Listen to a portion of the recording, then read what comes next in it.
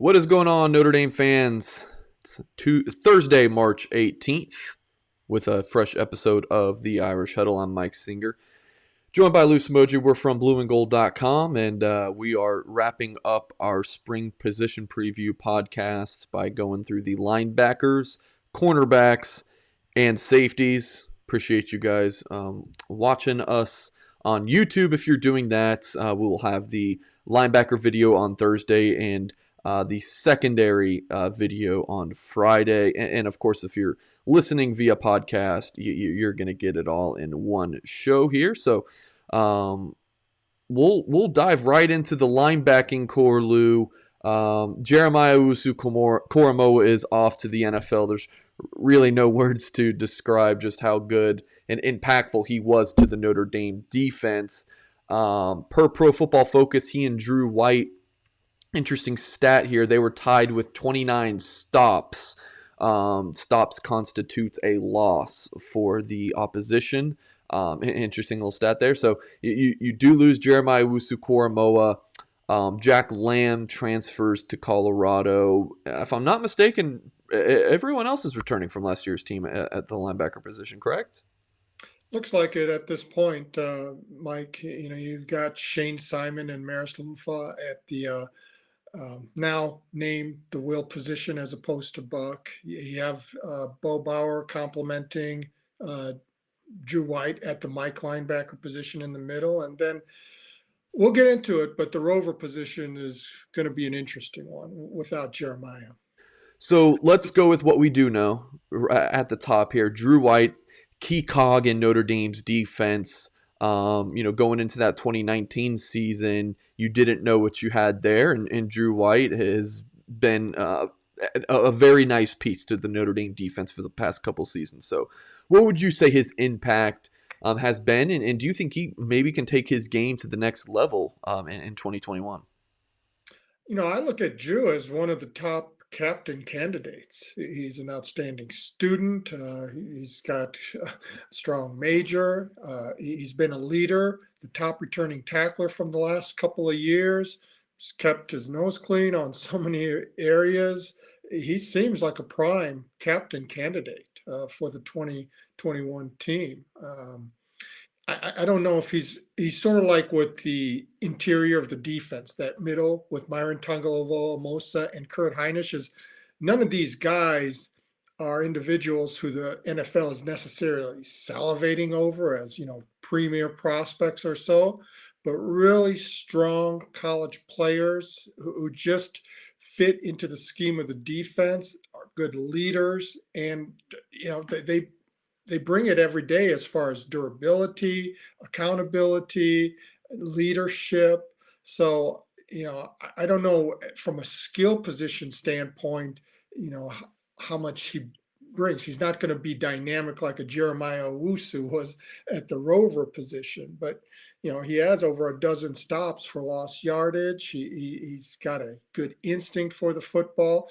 Obviously shared quite a bit of time last year with Bo Bauer. Bo usually came in the passing situations, third down, the nickel packages, and averaged about 20 snaps a game, 20 to 25 as well, whereas Drew was in that 40 range. So it's a really strong tag team there with a fifth-year senior and a senior.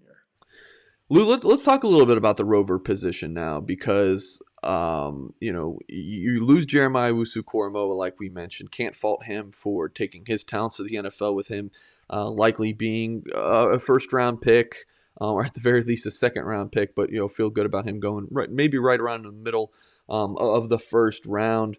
But that Rover position, one thing when we were doing a little bit of research and whatnot for this podcast was, and I don't know if this was by design or if this was an oversight, but Notre Dame on UND.com listed Isaiah Pryor as a safety. He was listed as the backup Rover. I believe in like the latter half of of last season. So Isaiah Pryor, maybe not a Rover. Paul Mawala, he could slide in and replace Owusu-Koramoah. Could Prince KOLLIE, the true freshman, could he come in and make a role there? Or is there maybe another linebacker who could slide into the Rover spot? Yeah, Isaiah was brought in last year as a safety, where he had started some, especially I believe 6 or 7 games as a sophomore at Ohio State, and then changed around their defense a little bit. Came in as a safety also, and it's interesting to note that it is listed as 2021 season, the S there at safety.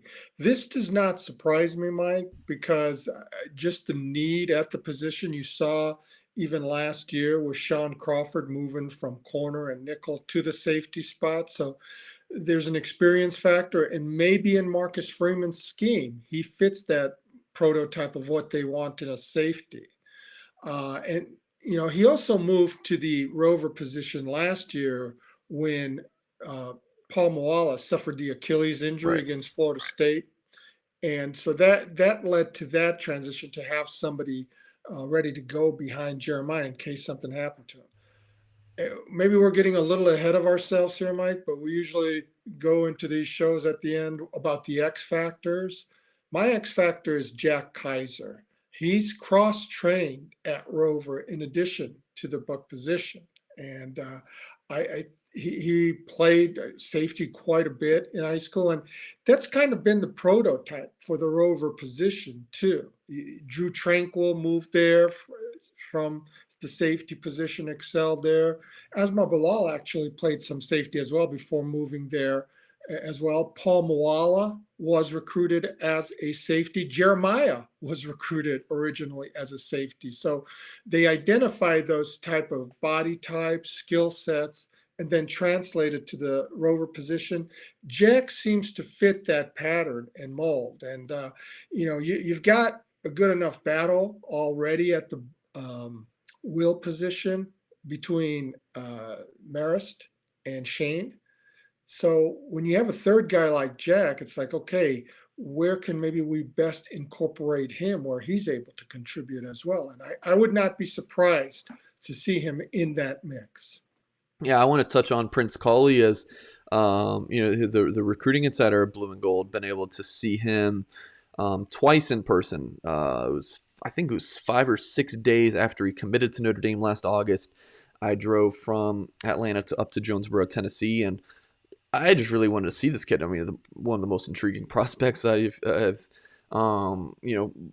seen on tape in quite some time. So went up to see him and was really impressed with just his build, his overall athleticism. You're in the small town of Jonesboro, Tennessee, and most of his teammates, let's just say, don't look like him. KOLLIE stands out with his size, how fast he is.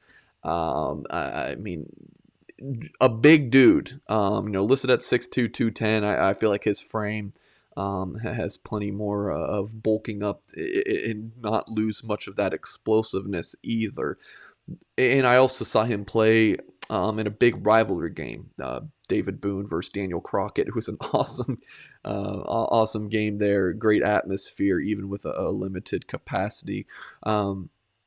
And KOLLIE was great in that game. Led David Crockett to a big win, and on both sides of the ball, running back and inside linebacker.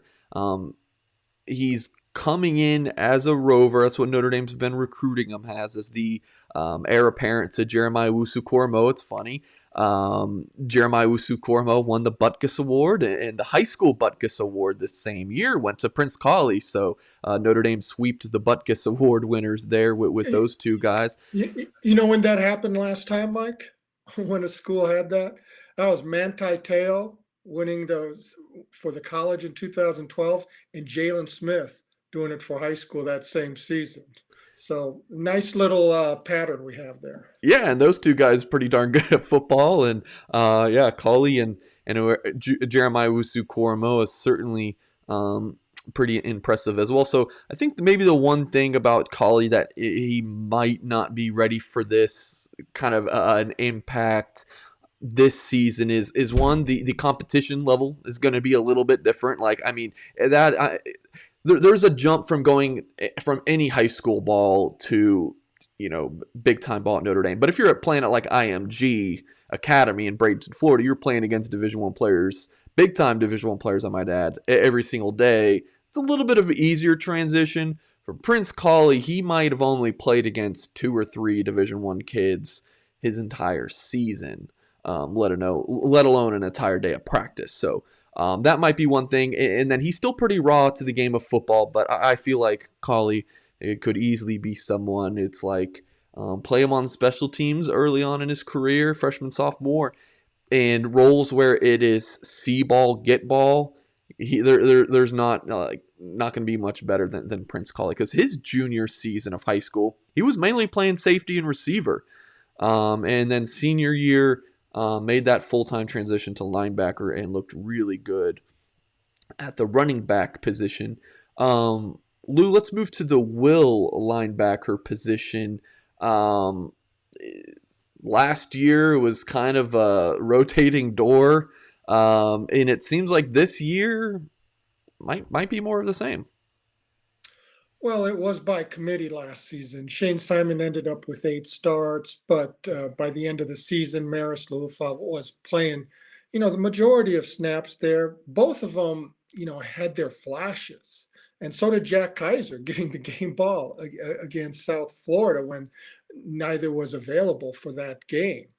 Shane, in that victory over Clemson on November 7th, he was a standout with both his coverage and ability just to find the ball. And then, in a blitzing circumstance against North Carolina and Sam Howell and company, Marist really stood out with one of his best games as well, and took the lion's share of snaps. And as the season progressed there in the latter stages, he was getting more and more of the action. So ideally, I think any coach would tell you that they would love to have one guy kind of just seize control of the position and be somebody that they can rely on week after week, whatever type of offense you're playing, whether it's the power offense or spread or triple option or anything else. So that's going to be, I think, going into the spring, another battle that to watch. And maybe that also becomes by committee again.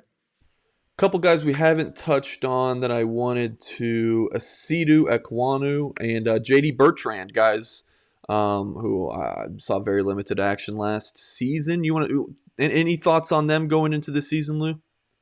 Well, I remember when Brian Kelly was talking about J.D. Bertrand last August, and was, saying this is a guy who's really ready to play. It's just that now you have Drew White and Bo Bauer, who is one of the most improved players on the team. So he's the heir. Maybe it might take a year or two. Drew White is in his 5th season. Bo Bauer is in his 4th, and he has the option to come back next season because last year was basically a free year. But he was a regular on special teams, so that's been a good start for him. But he was one of the guys that Brian Kelly cited specifically about the luxury that they have at the linebacker position and why they did not recruit any linebackers in 2020. They signed 4 in 2018 and 4 more in 2019. So that's 8 over 2 classes, but it's also just the knowledge and seeing of how well they've performed in practice where you feel, okay, we got somebody ready in the pipeline here. It's just a matter of waiting his turn. With Osita, interestingly, last August, when there were still so many questions at the running back position, he was given an audition there as maybe that power back in short yardage situations, maybe that blocker. But I think they actually found that fullback type blocker with Tommy Tremble Right. at tight end. So that was pretty short lived. But here's a guy who also was a top 250 recruit. I think his moment of glory was against South Florida, where he and Jordan Botello combined on a blocked punt that was returned for a touchdown.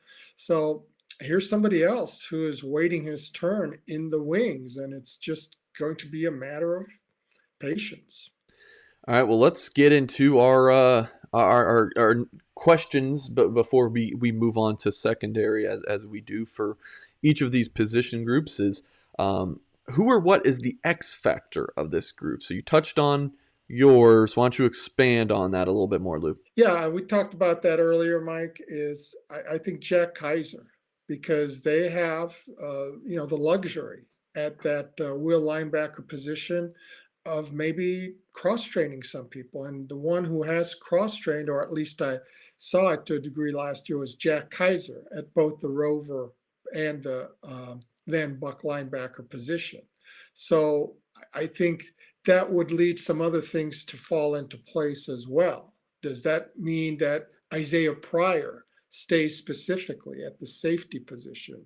How is Paul Moala recovering from his Achilles injury? So one way or another, I think Jack is that flex guy at those two positions. And that's, such a valuable commodity in any player when you can play multiple positions like that. I'm gonna go with for my X factor is Shane Simon. Can he go from a role player and just a nice piece to your defense to like a defensive playmaker? Like he had a really nice game against Clemson in that big November 7th win last fall. Can he take his game to the next level? To me, I think the Rover position, you're going to have a fallout, like a fall off without Owusu-Koramoah. Um, but I still feel good about that position with the guys that are on Notre Dame's roster right now. Whether it is an Isaiah Pryor if he sticks if he sticks there, Paul Moala being healthy. Maybe a Prince Call. I'm actually feeling okay. Jack KISER maybe going over there, but that will linebacker position, I think the Irish could get a nice boost if Shane Simon takes the next step in his game. And the other question we always ask with these spring previews, is this unit improved from a year ago? No. Well, when you lose a Butkus Award winner, I don't ever want to say you're better off without him. So that's a significant loss because there are just his presence allowed Clark Lee to do so many other things on defense, hide some things, mask some things. He was a rare 3 down type of player too. You didn't need to take him off in nickel packages. They could still play a base defense in many ways with him. He could cover running backs. He could cover tight ends. He was physical enough in the ground game and just was so fundamentally sound in so many areas that he took a lot off, the thinking that Clark Lee had to do because he could do a little of everything. So that no matter who takes over, that's a drop off this year. We hope Mike and especially the will positions improve. So that's a 2-to-1 advantage there. So on one hand, you look at it that, okay, they should be better overall, but the one guy you lose, that's a significant gap. So right now, I would say it's relatively even. You had two Okay. really established guys like Owusu-Koramoah and White coming back last year. And then you added Bo Bauer as a factor. At the will position, no one really stood out. So hopefully that gets that push there where maybe it can be at least even if not better than last year.